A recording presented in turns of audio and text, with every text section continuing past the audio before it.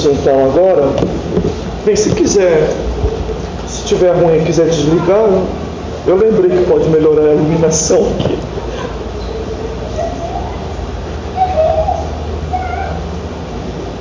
Bem, nós vamos falar agora na lição 11, né? A família de Marta, Maria e Lázaro. Uma família de irmãos. Bem, nós já vimos que quando vamos falar de família, nós devemos procurar, irmãos, antropologia sempre nos textos. E procurar antropologia geralmente é procurar, como eu costumo dizer, substantivo e adjetivo, digamos, pessoas e qualidade dessas pessoas, tá? A vida cristã e a questão do relacionamento, o padrão de transformação que o Evangelho produz para nós sermos chamados de família cristã. Nós estamos estudando uma lição que o tema geral dela é falhas e acertos, porque vamos encontrar na Bíblia as duas coisas: homens errando e homens acertando, tá, queridos? Bem, hoje então nós vamos ver a unidade e a diversidade na família cristã dentro do contexto de Marta, Maria e Lázaro, ou seja, cada um tendo suas particularidades, suas individualidades, mas todos eles cooperando para que existisse uma unidade, tá, queridos? Para que existisse uma unidade. Então vamos lá, o cenário. Quando nós olhamos então a família de Lázaro, Marta e Maria, nós vamos lembrar em especial e vamos enxergar o lar como lugar de serviço,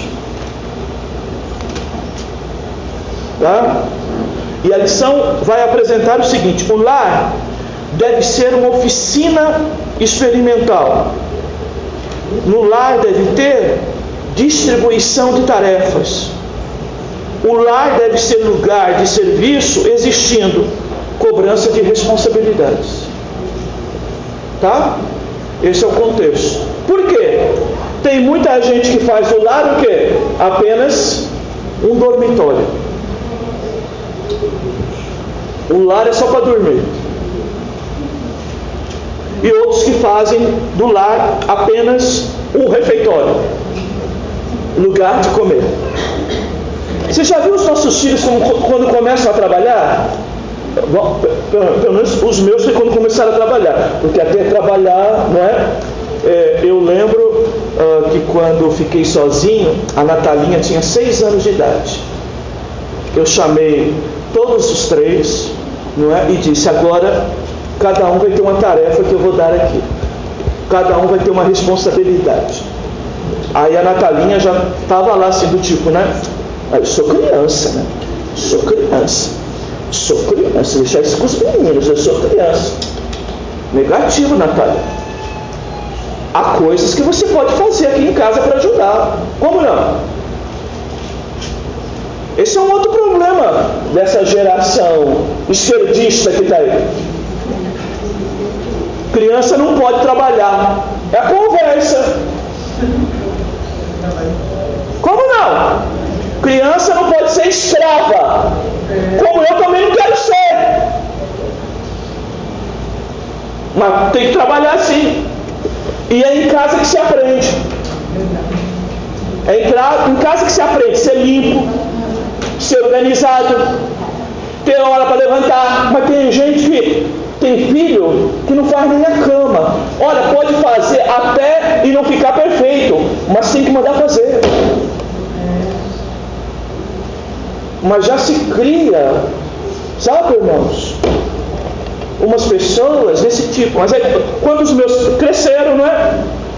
A conversa foi: estou trabalhando, agora eu vou descansar. Você acha que eu fiz o que o dia inteiro? A irmã fez o que o dia inteiro? Mesmo a que ficou em casa, fez o que o dia inteiro? Aí a irmã que trabalhou, chega em casa, vai dormir. E quem vai fazer a comida? Então tem que ter quem vai fazer a comida, quem vai lavar a louça. Tá? E que nem aquela história. O dia que era de eu lavar a louça, eu levantava e lavava a louça de todo mundo. Aí começou a vir uma historinha lá em casa. Eu lavo o meu. O quê? Como? Eu lavo o meu prato, os meus talheres e só. Eu fiz comida para quem? Só para mim? Como que agora tu só vai lavar teu prato? Aqui não. Vai procurar outro pai. Esse aqui, never. Tá, queridos?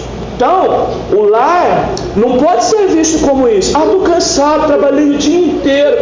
Mas tem algo para você fazer em casa. Não vai fazer escravo, irmãos. Mas como eu disse para os irmãos, trabalho dignifica a todos. É a mesma coisa do dinheiro. Como eu costumo dizer para os irmãos, eu criei os meus filhos, não é que eu tenho muito, irmãos, muito pelo contrário, era mesada. Eles, cada um tinha que administrar o dinheiro deles. Porque se você, toda vez que ele precisa, você dá. E quando você não tem, você diz, não tenho, e ele fica bravo, então dá um valor por ele para o mês, seja 20 conto. Mas ele vai aprender a administrar aqueles 20 conto. E ainda dá uma taxinha desses 20 para ele fazer uma poupança aí. Né? Porque com a minha mãe era assim, né? Chegava, pai, me dá 10 conto. Para que 10 se 8 dá? Leva 7. Me traz 6 de troca. Era isso que eu ouvia, mais ou menos isso. Me dá 10 conto. 8? Para que 7 se 6 dá? Leva 5, me traz 4 de troco. Era isso que eu ouvia. Tá? E foi assim que eu cresci. Mas hoje, não é? A gente não forma caráter, irmãos. A facilidade não gera caráter, irmão. Entenda isso. Todo ouro, tá, irmãos? Toda coisa preciosa tem que passar pelo fogo. Tem que ser provado. Facilidades não gera caráter. Você vai ver que são jovens de classe média alta que são os mais problemáticos. Por quê? Porque tem tudo de mão beijada. Não é? Então, queridos, nós vamos ver aqui no lar de Marta, Maria e Lázaro, um lar, não é, de serviço. Condição do serviço no lar. Colossenses 3, 24. A Cristo, o Senhor, é que estás servindo. Colossenses 3, 24. O que os nossos filhos têm que fazer? Mas o meu pai é errado, mas o meu pai não é justo, mas a minha mãe está me forçando demais. Como que eu vou trabalhar dentro de casa? Como se estivesse fazendo ao Senhor, a Cristo. Porque na empresa também tem que ser assim. Se você for trabalhar pela qualidade do empregador, do patrão, do chefe, você se torna um mau empregado, um mau profissional. Então você tem que trabalhar como se estivesse fazendo para Cristo. Em casa é a mesma coisa. Nós temos que ensinar as crianças desde cedo que isso também é adoração. Serviço também é adoração. Quem está aqui na casa de Deus servindo é adoração. A irmã Nalva fez essa mesa maravilhosa para nós aqui. Isso é adoração. Adoração a Deus. Isso é um serviço. Tá, queridos? Não é só vir aqui levantar a mão para cima. Não é? Isso também é adoração. Tá, queridos? Serviço. Todo trabalho tem sua importância. Isso para começar. A Natalinha dizendo lá, não, eu sou criança. Não, o teu trabalho vai ser pegar os cestinhos de todos os banheiros, trocar todos eles todas as manhãs, tirar o lixinho velho, com luvinha, amarrar, pegar outra sacolinha, pôr nele, arrumar direitinho, um por um, para começar o teu serviço é esse. E ela com 6 aninhos de idade pegava cada sacolinha lá, cada saquinho plástico, colocava nos 3 banheiros que temos lá em casa, ela saía trocando, colocando no lugar e levando lá no cesto. no cesto de lixo lá do quintal. Era o trabalho dela, com 6 aninhos. Depois foi indo, vai limpar a escada agora. Tá? Vai passar pano molhadinho, depois vai passar a cera, não é? Direitinho de ardósia, na pedra de ardósia, direitinho, vai tirar pó, não é? Aqui do corrimão, direitinho. Com 6 aninhos e 3 meses, 6 meses. Tem que fazer, irmãos. Às vezes a gente tem que refazer. Mas desculpa, tá, irmãos? A minha empregada sai lá de casa, eu tenho que refazer um bocado de coisa. Não acerta o meu jeito. Mas diz que todo lugar é assim. Eu converso com as irmãs por aí. Uma sobrinha minha que é sozinha também. Luizinho, para que eu vou pagar? Ela sai, eu tenho que refazer. Não é? Bem, é aquela coisa, né, da empregada. Eu faço do meu jeito. Não, empregada, é do jeito que o patrão quer. E isso é ser empregado. Do que jeito que a senhora quer? Seu Luiz, do jeito que o senhor quer. É desse jeito.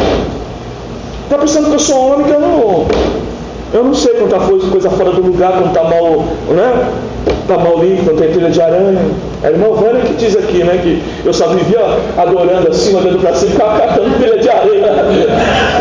A irmã Vânia que falava isso, né? Então, fala para ela. Eu olhava assim para cima, tem telha de aranha ali, irmã Vânia, tem telha de aranha ali. Depois que apareceu a Nalvinha, deixa a telha de aranha para a Nalvinha ver. Não é? E ela brigar lá com a irmã Eliane, não é? Mas acho que a irmã Eliane tem um bom óculos, né? Faz tempo que eu não vejo telha de aranha. Mas era esse o foco, tá? Lugar de trabalho. Então tem sua importância. Todo trabalho tem sua importância. Eu vou fazer isso. É um trabalho tão fraquinho. Não entra por essa. Jovem começando, às vezes querendo escolher trabalho. Todo trabalho tem sua importância. Todo trabalho tem sua relevância. Pode ser a coisa mais simples, na igreja, em casa, ou mesmo profissionalmente. Todo trabalho tem seu valor. Lázaro era um anfitrião, ele que recebe Jesus. Junto à mesa, ele se ocupava na atenção do mestre. O mestre, para eles, era uma visita ilustre, era um amigo ilustre, e Lázaro não se ocupou com outra coisa. Ele se dedicou totalmente a ouvir ao mestre e atender ao mestre. Não é? Maria se preocupava em preparar Jesus para a sua morte. Tá? Muitas das vezes a ênfase que o trabalho de Marta era o de segunda e o trabalho de Maria era o de primeira, porque Marta se preocupava com as coisas do dia a dia e Maria se preocupava com as coisas espirituais. Não, mas aqui tem uma diferença. E às vezes alguém considera até Marta inferior a Maria, mas isso não é verdade. Tá, queridos? Aqui, Jesus, quando ela estava ungindo ali os pés de Jesus, ela estava aos pés de Jesus aprendendo, mas ela estava trabalhando. Tá? Ela estava ali passando um perfume aos pés de Jesus, e ela também estava com seus cabelos secando os pés de Jesus. E na verdade a Bíblia descreve que ali é uma preparação para a morte de Jesus.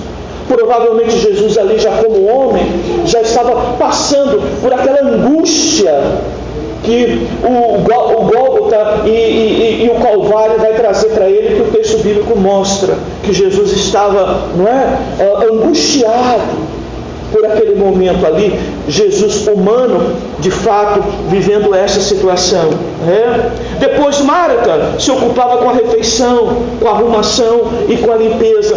Mas todos os trabalhos têm sua importância e nenhum deles reduz, a vida espiritual de nenhum deles.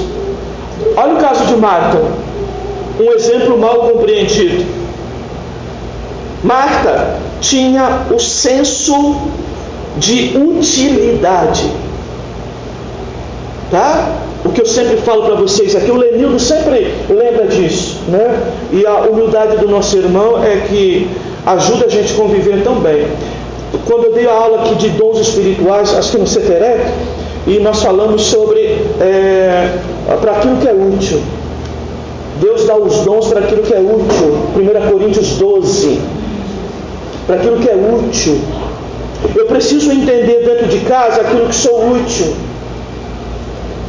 Às vezes é um trabalho que outra pessoa não pode fazer, tá? Ou está impossibilitada de fazer, então eu vou me apresentar para fazer. O lar, principalmente, é o meu lugar que a gente faz o que a gente gosta, mas aquilo que vai ser útil, tá? Aquilo que tem a sua importância naquele momento. Do tipo, eu nunca cozinho, mas se eventualmente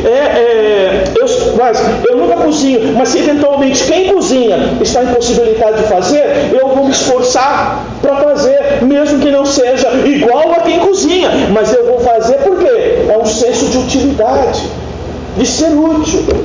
Eu vou cobrir, tá, irmãos? É o que eu sempre digo aqui na igreja. Tá? Às vezes nós não conseguimos fazer o que a gente gosta, ou não, e talvez a gente vá fazer uma coisa que parece que tem menos importância, mas isso não é o fato. Tudo é importante, tudo é útil, todo trabalho é importante. Ela é descrita como a que servia. Que coisa linda, irmãos. Tá? Até porque, amados, Jesus é apresentado como servo. Tá? Aquele que deixou sua glória, que não reivindicou ela, se fez e desceu a figura humana. Pior do que isso, como homem, se fez servo para servir. Outra coisa que os nossos filhos precisam entender dentro de casa: o que é servir, irmãos? Não é ser servido apenas, tá, irmãos? Uma coisa é alguém vir aqui, e te oferecer um pratinho feito, bonitinho, para você comer. Mas, por outro lado, é alguém entender quantas das vezes nós abrimos mão da nossa própria vida para vir aqui servir para vocês uma boa palavra. É tempo de descanso, é tempo da família que a gente dedica.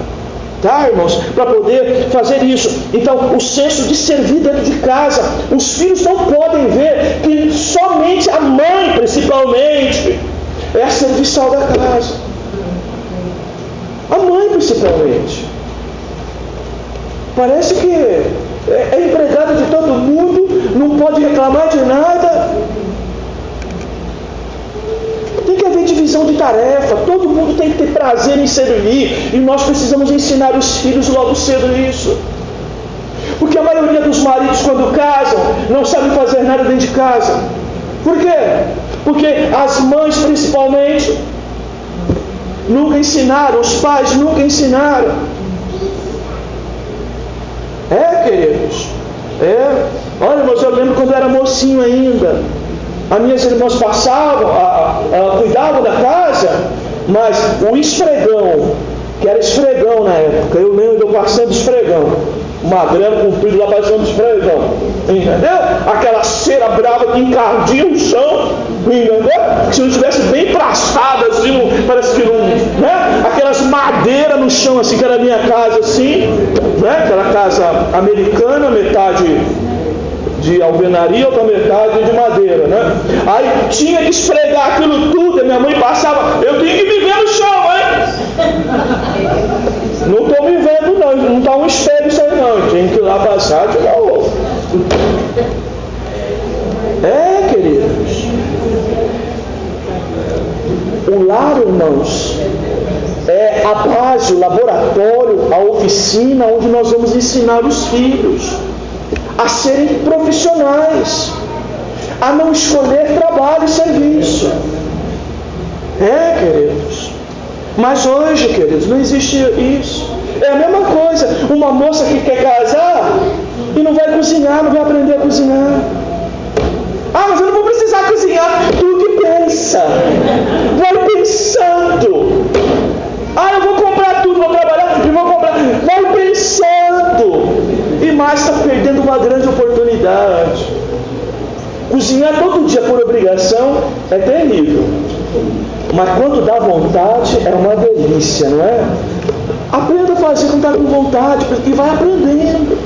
A terapia, Descobrir uma receita nova, um prato novo, Mas a Bíblia também diz que Maria, sua fé estava firme em Cristo.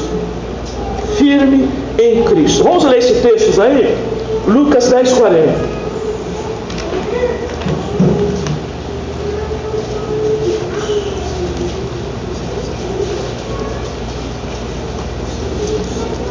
Marta, porém, estava atarefada com muito serviço. E aproximando, disse: Senhor, não te importas que minha irmã me tenha deixado sozinha com o serviço? Diz-lhe que ela me ajude. Então é alguém que trabalhava. Depois, João 12:2.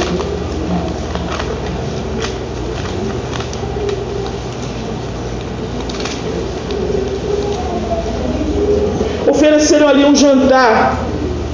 Marta servia e Lázaro era um dos que estavam à mesa com ele. E o 11:27 de João, que é lindo. Respondeu-lhe Marta: Sim, Senhor, eu creio que tu és o Cristo, ou ungido, ou Messias, o Filho de Deus que devia vir ao mundo. Palavra de quem? De Marta. Que alguém acha que porque estava cuidando das panelas e da comida, que ela não tinha vida espiritual nenhuma. Olha a convicção dela: eu sei, Senhor, que tu és o Messias. Se os próprios discípulos tinham dúvida de quem era Jesus, olha a posição de Marta. Convicção. Viu, irmãos? Não é porque quem trabalha é porque não tem convicção de fé. Não é porque quem cuida de uma mesa, cuida de um banheiro, ou cuida de qualquer outra coisa, até dentro da igreja, que ela não tem convicção de sua fé. Tá, irmãos? A gente não pode desprezar nenhum dos trabalhos. Todo trabalho tem seu valor. E nós temos que valorizar a todos. O lar também é lugar de adoração. É lugar que nós devemos ter o nosso devocional. É um lugar de estudo e aprendizado. É lugar de oração. É lugar de leitura bíblica. É lugar de culto doméstico. Outro grande erro das nossas igrejas e de nós crentes: achamos que nós só cultuamos quando viemos à igreja. Esse é um outro problema. Por isso que tem igreja no Brasil que tem igrejas portas abertas, 24 horas a porta aberta. Por isso que tem crente que o dia que não tem culto, vai procurar até heresia em outro lugar, porque não consegue ficar sem culto. Aí fica doente, fica de cama, trabalha sem possibilidade de vir no culto, e o que vai acontecendo? Vai morrendo espiritualmente. Por quê? Só aprendeu a cultuar na igreja. A nossa casa tem que ser lugar de adoração. Como eu costumo dizer, irmãos, não é com rito. Irmãos, é coisa simples. É às vezes chamar a esposa ou os filhos que estão por perto, é ler um texto, é conversar sobre o texto, é fazer uma oração. É do jeito que cada um de nós podemos fazer, irmãos. Ou às vezes até é ir para o quarto, fechar a porta, orar sozinho. Tá? É de manhã abrir o livro do devocional e fazer o devocional com o Senhor. Fazer o devocional com quem estiver, ou de preferência sozinho, mas se não houver essa possibilidade, de repartir com os outros. O lar é lugar de paz. Olha só. Tá, irmãos? Apesar de Marta que cobrar de Jesus que Maria, estava deixando ela sozinha, tá? Nós não vemos isso se estender numa grande contenda, numa grande briga, tá? É apenas uma citação, porque são pessoas normais. Mas o lar não tem que ser lugar de paz. Irmãos, por que a gente ouve de algumas pessoas que eu prefiro ir para fora de casa, porque a minha casa é uma verdadeira bagunça, é um verdadeiro lugar de contenda, um verdadeiro lugar de briga? Por que tem gente que tem mais paz na rua do que em casa? A ponto de alguém dizer isso e alguém até fugir de casa. Como às vezes eu ouço em sala pastoral: eu saio do emprego eu faço até uma horinha ali, aqui, para chegar em casa já na hora praticamente de tomar um banho, não é? Comer e dormir. Por quê? Não tem prazer dentro da sua própria casa. Por que isso, irmãos? Por que você não contribui para que a paz venha para a sua casa? Porque é mais fácil fugir do lar. O lar foi dado por Deus a você, meu irmão, para que lá você tenha e você usufrua da paz. Por isso, meu irmão, o lar não é lugar para arena de brigas, não é ambiente para agressões, não é espaço para traições, é lugar que não deve se semear a mentira. Outra coisa, irmãos, que nós temos que ensinar os nossos filhos e até os cônjuges a viver isso, irmãos. Haja o que houver, pague o preço que tiver que pagar, mas dentro do lar não pode existir mentira. Se o lar é lugar de paz, e esse lugar deve ser um lugar que reina o príncipe da paz, não deve ter a principal filiação do ser humano com Satanás, que é a mentira, o engano. Não pode ter mentira entre marido e mulher, não pode ter mentira entre filhos e pais, entre irmãos com irmãos. Eu repito, irmãos, pague o preço que pagar, mas viva a verdade.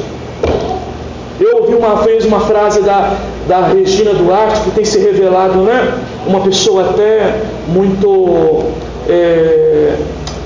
propositiva e muito correta nesses últimos dias. A vida deu essa chance para ela, né, de se revelar, essa pessoa tão comprometida com família e coisas sérias, não é? E ter vivido também coisas já muito pesadas no seu particular, não é? Apesar de ser atriz, estar num ambiente tão pernicioso, tão maldoso, né? E ela disse uma vez numa entrevista, a mentira, ela disse, sempre a verdade, doa o que doer. E ela repetiu, inclusive, dizendo isso. Tem uma frase que uma outra repetiu depois, ela dizia assim, a verdade é mais fácil de se dizer.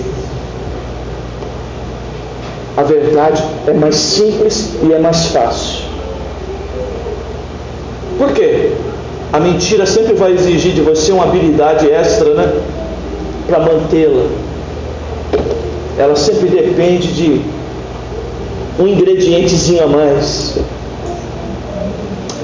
Não pode ter agente de intrigas. Aqui eu quero dar uma... voltar ao meu pastor de 30 anos. Lugar de intrigas. Ai, ai, ai. Sabe, alguns irmãos, algum lar de crente, que a gente abre porta, sabe para quem? Para alguém levar intriga lá dentro. Mexeriqueiro. Produzir intriga dentro do lar. Levar confusão para dentro da tua casa. Levar conversa torta para fazer você ter problema. Ou alguém que chega que não é nem da família ainda, ou não é apenas um colega, um amigo, e entra dentro da nossa casa para produzir intriga no meio da nossa família. Colocar pai contra a filha, filho contra a mãe, esposo contra esposa. Então, no seu lugar de paz, cuida da tua casa, para elemento externo não levar intriga para dentro da tua casa. Protege o teu lar. Tá, queridos? Outro, não é celeiro de desonestidade. Irmãos, o padrão da honestidade que os nossos filhos vão ter no futuro começa pela convivência com os pais. O que é meu, o que não é. Não fique contando vantagem para os filhos, tá? Que você adquiriu ilicitamente. De passar alguém para trás. Tá? Não é lugar de paz, não é para alimentar os ciúmes doentio. Esse é um outro problema que estraga casamentos, estraga família. É o ciúmes doentio. é quando alguém se torna doente e exercita um amor doente, a ponto de produzir um ciúme muito perigoso. Olha, irmãos, ciúme é normal em quem ama, mas a doença, ou seja, o extremo, o exagero, é o que nem nós falamos de culto. O culto tem que ter emoção, mas a gente é contra o emocionalismo, o extremo. O culto tem que ser racional, nós somos contra o racionalismo, o extremo. Tá? Se é para ser racionalista, vamos com o racionalismo cristão. Entendeu? Eu falava às vezes isso para o Natanael Rinaldi, quando eu congregava lá com ele: pastor, nós estamos muito racionalismo cristão aqui. Entendeu, irmãos? Porque às vezes não tinha uma lágrima, às vezes não podia nem falar mais alto, porque a gravação do áudio da igreja vai ficar prejudicada. Olha, eu estou preocupado com a gravação, eu estou preocupado com a pregação, mas tinha que ser tecnicamente tudo justinho. Se sair uns berros aí no celular, por isso que eu já não uso muito, né, microfone. E Catarina vai dar umas berradas de vez em quando, não é beleza? Olha lá, não é lugar então para alimentar o ciúme doentio, não é lugar de intrigas. E mais, lugar de paz. Se você quer na tua casa paz, não deve ter espaço para fofoca. Por que tem gente que só vai tomar um chá na nossa casa e aí começa: tu soube? Te contei? Te contei não? Não está sabendo?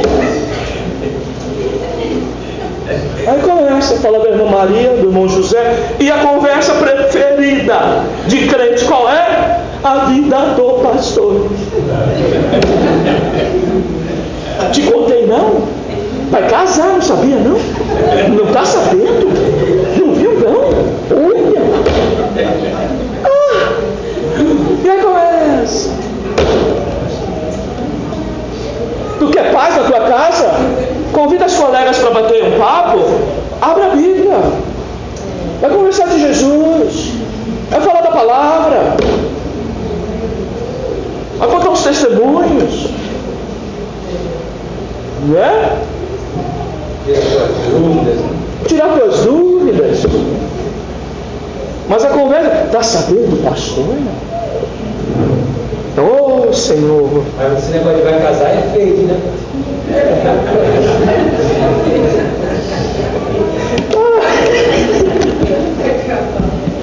Sangue de Jesus sem poder.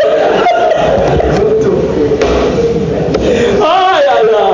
Queridos, o nosso desejo com tudo isso é abençoar vocês, tá? O nosso desejo não é ofender, não é magoar os irmãos, não é ficar esfregando em rosto erros. Todos nós erramos, todos nós falhamos, não é? Mas a coisa boa, quando nós temos a palavra, nós estamos tendo essa chance. Talvez não seja nem para nós, mas é para falar para os nossos filhos, é para falar para os nossos netos, entendeu? É talvez até para a gente reconhecer alguma coisa que a gente não reconheceu ainda, até para fins salvíficos, porque a gente carrega no coração às vezes coisas que não reconhecemos, aonde erramos, aonde falhamos, não é, queridos?